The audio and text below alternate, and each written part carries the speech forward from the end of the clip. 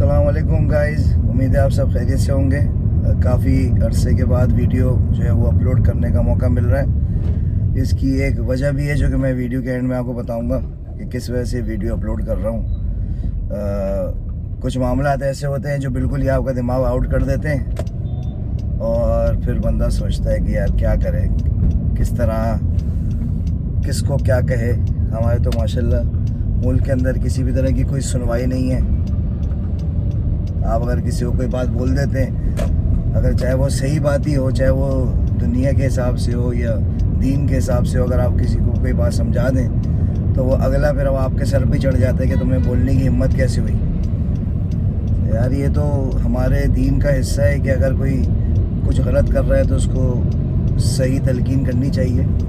लेकिन क्योंकि अल्हम्दुलिल्लाह हमारे अंदर ना इतना टाइम है हमारे पास कि हम कभी कुरान शरीफ को खोल के देखें, ना कभी किसी हदीस की किताब को खोल के देखें। बस जैसे जानवर जी रहे हैं वैसी चीज़ चले जा रहे हैं। जानवर भी खाना खाता है, वॉशरूम जाता है, बच्चे पैदा करता है। हमारा भी बस यही काम रह गया है, स्पेसिफिकली हमारे मुल्क का।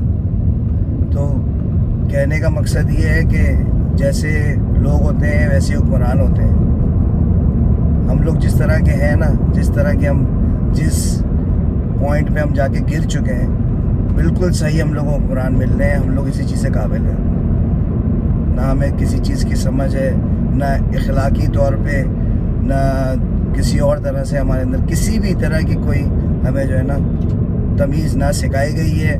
और अगर कोई हमें कुछ सिखाना भी चाहता है तो हम अपनी औकात दिखा देते हैं। यही हम लोगों की असलियत है।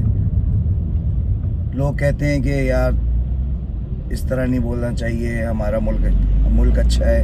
भाई मुल्क तो हमारा अल्हम्दुलिल्लाह बहुत अच्छा है, लेकिन हम जो लोग हैं ना, जो इस मुल्क के अंदर रह रहे हैं, वो बिल्कुल ही समझ लीजिए कि आखिरी पॉइंट पर पहुंच चुके हैं। एक पॉइंट और नीचे गिरेंगे और हम जानवर की लिस्ट में आ जाएंगे। हम लोग इतने गिर चुके हैं कि हमें किसी भी तरह की कोई समझ ही नहीं है किसी तरह की। यार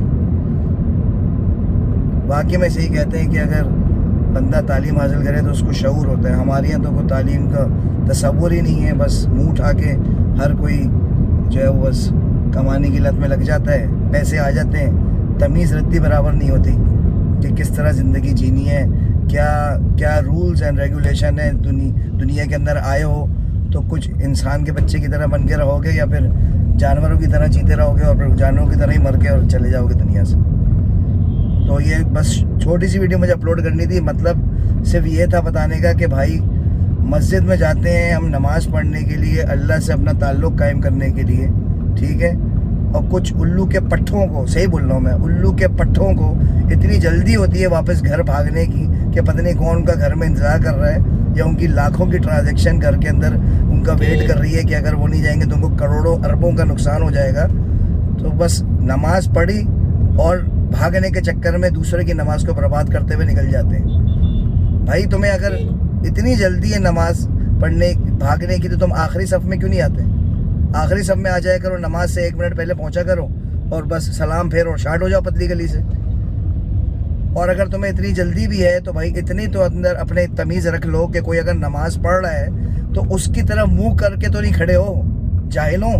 उसकी तरफ मुँह करके तो नहीं खड़े हो, पीट करके खड़े हो जाओ या बैठ जाओ 5 मिनट। तुम्हें मौत नहीं आ जाएगी मस्जिद में, और अगर मस्जिद में मौत आ गई तो अच्छी मौत मिलेगी तुम्हें। इतने यार हमारे लोग बड़ी बड़ी उम्र के, कुछ रत्ती बराबर नॉलेज ही नहीं है यार इस चीज़ की कि भाई नमाज कोई पढ़ रहा होता है तो उसका एक तमीज़ होती है, उसके लिए एक रूल बनाया गया है कि भाई उसका इंतज़ार कर लो या उसकी तरफ मुंह करके नहीं खड़े हो जाओ। मैं नमाज पढ़ रहा हूँ, एक बंदा मेरे सामने मुंह पे खड़ा हुआ है, मैं सजदा भी उसके सामने कर रहा हूँ। यार क्या फीलिंग होगी इंसान की कि मैं सजदा भी उस गधे के सामने कर रहा हूँ, मैं हाथ भी उसके सामने बांधा हुआ हूँ और रुकू भी उसके सामने कर रहा हूँ और वो उल्लू का पट्ठा वहाँ से हट ही नहीं रहा। मेरा दिल चाहता नमाज तोड़ के मैं उसको कूटना शुरू कर दूँ। अब जब नमाज तोड़ के मैंने बोला कि आप सब नमाज ख़राब कर रहे हैं हम, तो उल्टा मुझे बोलने लगा कि तुम्हें क्या ज़रूरत है यहाँ नमाज़ पढ़ने की रोड के ऊपर? तो क्या अपने घर में नमाज़ पढ़ूँ मैं जुम्मे की?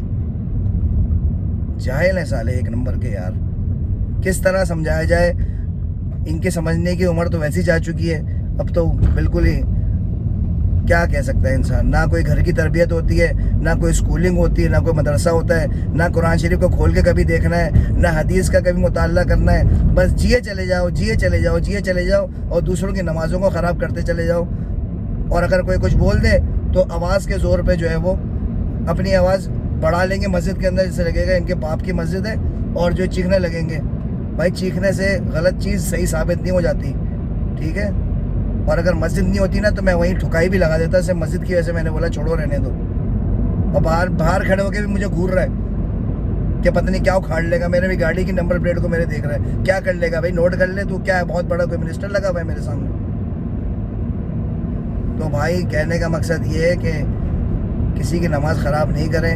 ویسے ہمارے پاس اتنی نیکیاں نہیں ہیں کہ ہم کچھ لے کے جائیں وہاں پہ اللہ کے سامنے، اور تھوڑی بہت جو ہماری نیکیاں وہ بھی ہم اس طرح ضائع کر کے برباد کر دیں گے اور مائنس میں چلے جائیں گے. اور پھر وہاں جا کے جب چترول ہوگی تو پھر مزہ آ جائے گا آپ لوگوں کو، یہ ہم لوگوں کو. یہ سب کے لیے پیغام ہے، میرے لیے بھی ہے. اپنا خیال رکھیے گا. اللہ حافظ.